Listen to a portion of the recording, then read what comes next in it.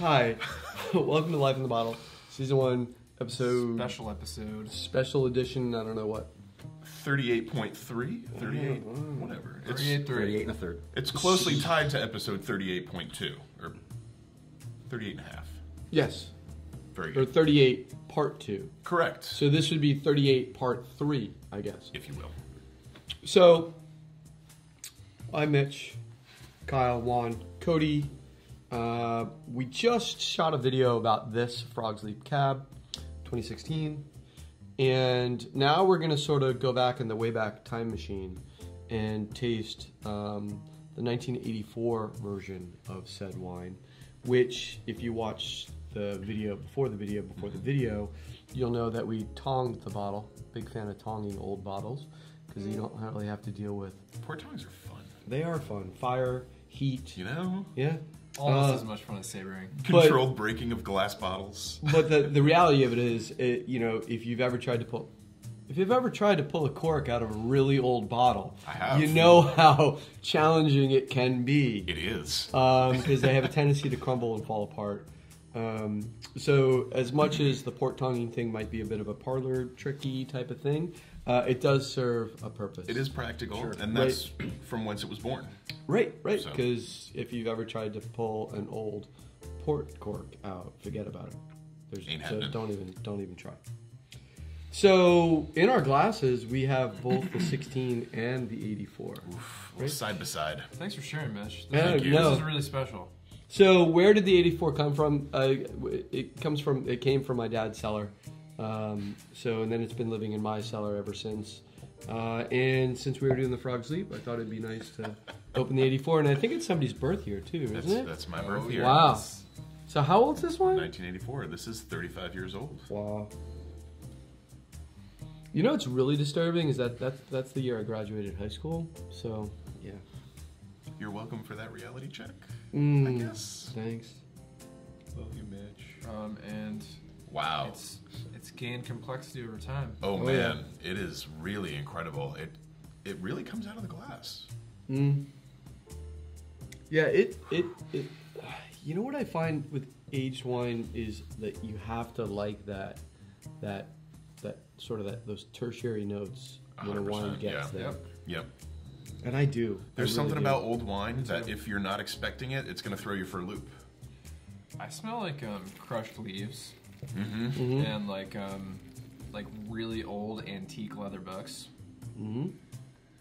But there's still that cassis, that really concentrated cassis, blackberry, black cherry, almost like black cherry liqueur. Concentrated is right on. Yep. Man, and the palate still has this a little bit of like sweet cherry to it. Yeah. It does. This wine is in a really good spot right now. It is. Which is pretty awesome considering it's 35 years old. I wish I had more of it. Damn. Well, thanks for sharing, Mitch. No, that's what... Okay, the reality of it is there's only one thing for wine. Wine's to share. You know, it's not very much fun just staring at the bottle, you know. I'm amazed, though, that although it's got that wonderful, like, sort of old wine character in the nose, It's still in the mouth, though, like it still has viscosity to it. It's got, It's got a lot of fruit. A lot. But there's a freshness to it. There's an acidity and a liftedness to it. It's not, I mean, wow. Holy cats. And the tannin has very much mellowed out. It is very delicate and silky and fine at this point. Wow. What was the joke you had before? I'll say it. This is probably the best $13.99 wine I've had ever. Notice they still got the price tag, the original price tag on the bottle, $13.99. Yeah, we were trying to figure out like what my dad was thinking bringing it home because it was obviously priced and on the shelf. So I'm thinking he probably had a dinner party and brought a few bottles home and then didn't drink this one bottle and then it went to the cellar and came to me. So How fortuitous. right on. It really, that complexity that you get from wines like this is really mind blowing. But this is a smoke show. It's really delicious. It's pretty banging. Yeah, to that point, I've opened some older bottles, again, thanks to my dad. And they fall apart in like 5 minutes, right? Really? But what I found with this is that it hasn't. If anything, it's almost opening up a bit. It's you been know, open for The half nose hour especially. yeah. Wow. now, if not 45 minutes. Yes, some of those, some of those like dried leafy things are fading a bit, and I'm actually getting some more fruit out of it now in the nose. It's cedar.